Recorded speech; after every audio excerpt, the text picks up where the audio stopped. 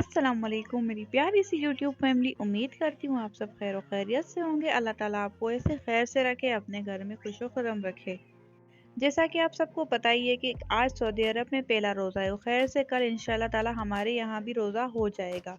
और गर्मी की शिद्दत भी बढ़ती जा रही है, तो हमने सोचा कि गर्मी में बाहर जाके ग्रोसरी करने से बेहतर है कि हम रमज़ान से एक दिन पहले ही जाके अपने घर की सारी ग्रोसरी करके आ जाएं।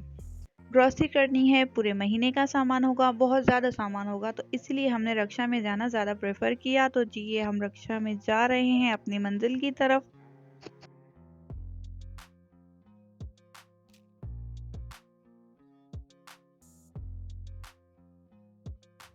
थोड़ा सा आगे जाने के बाद हमें पेट्रोल पंप पे रुकना पड़ गया गाड़ी में पेट्रोल डलवाने के लिए, ताकि आगे जाके हमें मुश्किल पेश ना आए। और इसी टाइम में मेरे तीनों के तीनों बच्चे बहुत ज़्यादा तंग हो रहे थे, उन्हें गर्मी भी लग रही थी और मुझसे मुसलसल यही पूछे जा रहे थे कि आखिर हम कब जाएंगे।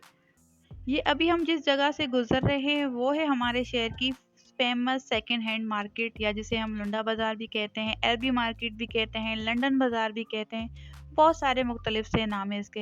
इंशाल्लाह किसी दिन मैं आपको यहाँ की भी ब्लॉगिंग करके ज़रूर शेयर करूँगी।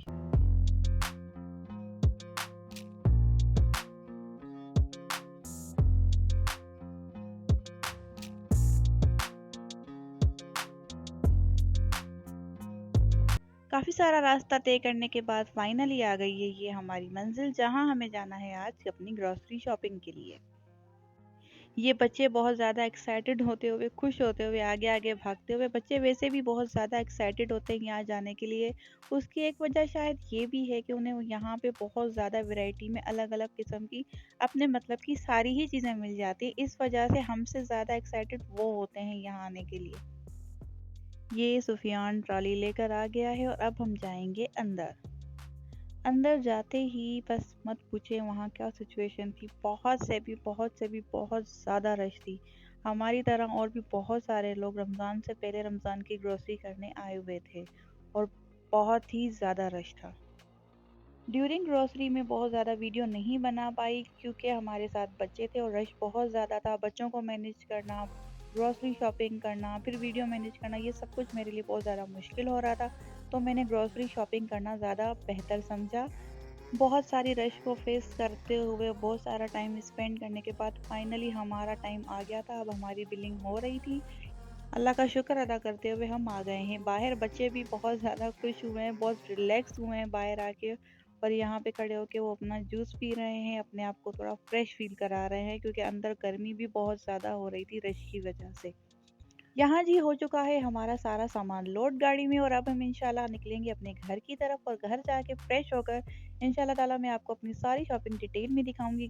जी, तो घर आने के बाद और थोड़ा रिलैक्स होने के बाद ये दिखाती हूँ मैं अब आपको अपनी सारी शॉपिंग जो मैं आज करके आई हूँ। आप देख सकते हैं ये सारी शॉपिंग यहाँ पर मौजूद है। सबसे पहले स्टार्ट करते हैं सोप के साथ। ये है बाथ सोप, जो कि मैं मंथली यही लेती हूँ। डिटोल वाला एंटीबायोटिक बच्चों के लिए ये ज़्यादा बेहतर रहता है। और ये है जी शेविंग रेज़र, ये जो हस्बैंड मेरे अगर घर पे शेव करते हैं तो उसके लिए। और ये है जी सर्फ, ये चूरा चूरा वाला सर्फ नहीं, सॉरी, ये साबुन है। ये चूरा चूरा वाला जो साबुन होता है ये मशीन में डालने के लिए बहुत बेस्ट है, और ये मेरे हाथ से गिर गया। तो ये मैं जो मशीन में कपड़े धोती हूँ उसके लिए। और ये है सर्फ, ये वाला सर्फ मुझे बहुत अच्छा लगता है, बहुत पसंद है, काफ़ी अच्छे कपड़े साफ करता है, तो मैं यही लेती हूँ। उसके बाद आ जाती है जी चीनी। चीनी तो हमें चाय के लिए भी चाहिए होती है, शरबत के लिए भी चाहिए होती है, और बीच में अगर हम कोई और मीठा बना लें तो उसके लिए भी चीनी मस्ट होती है। उसके बाद आ जाते हैं पापड़। पापड़ भी मैं रेगुलर लाजमी बनाती हूँ रोज़ों में। बच्चों को भी पसंद है और हमें भी अच्छे लगते हैं रोज़ों में, इसलिए पापड़ भी मस्ट हैं। उसके बाद आ जाता है मैदा। मैदे से भी समोसे, नमक पारे और डिफरेंट टाइप की चीज़ें बनाती रहती हूँ मैं। उसके बाद आ जाता है जी बेसन। बेसन के बिना तो रमज़ान बिल्कुल अधूरा है। बेसन से हम पकोड़े बनाते हैं, दही बड़े बनाते हैं, ब्रेड पकोड़ा बनाते हैं, और भी काफ़ी सारी चीज़ें बेसन से बनाते हैं। उसके बाद ये है कुटी हुई मिर्च, जो मुझे पकौड़ों में और सालन वगैरह के लिए काम आती हैं, तो ये भी मैं लाजमी लेती हूँ। उसके बाद आ जाते हैं छोले। छोले हम चाट के लिए यूज़ करते हैं। चाट में रोज़ नहीं बनाती, कभी कभी ही बनाती हूँ, एक दो दफ़ा रमज़ान में, इसलिए मैंने ये थोड़े से ही छोले लिए हैं। उसके बाद आ जाता है डिश वॉशर। और उसके बाद जी है ये डिश वॉशर स्पंज। इमली। इमली के साथ में बहुत अच्छी सी खट्टी मीठी चटनी बनाती हूँ।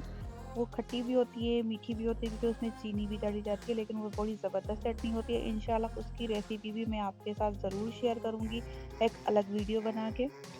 इमली के बाद जी आ जाता है शैम्पू। शैम्पू मैं ये यूज़ करती हूँ अपने लिए भी, अपनी बेटियों के लिए भी, तो इसलिए मैंने यही वाला लिया है। उसके बाद है ये अगेन बेसन। उसके बाद ये चावल। चावल भी हमारे घर में बहुत ज़्यादा पसंद किए जाते हैं, रमज़ान में भी मैं चावल यूज़ करती हूँ। उसके बाद तेल, उसके बाद घी। घी के बाद आ जाती हैं मैक्रोनीज़। मैक्रोनीज़ भी हमारे घर में बहुत ज़्यादा पसंद की जाती हैं। नॉर्मली भी 3 से 4 पैकेट मेरे हर मंथ आते हैं और रमज़ान में भी लाज़मी हम ये लेते हैं, रमज़ान में भी मैं ये बनाती हूँ। उसके बाद आ जाती है ब्रेड, ये बच्चों के रोज़ के यूज़ की। उसके बाद आ जाता है ये चिकन स्प्रेड, ये हम में से कोई भी यूज़ नहीं करता, जस्ट सुफियान को ही पसंद है, इसलिए मैंने ये छोटा वाला पैकेट सुफियान के लिए ही लिया है। उसके बाद आ जाती है टूथपेस्ट। उसके बाद नूडल्स, ये मेरे तीनों बच्चों के लिए हैं।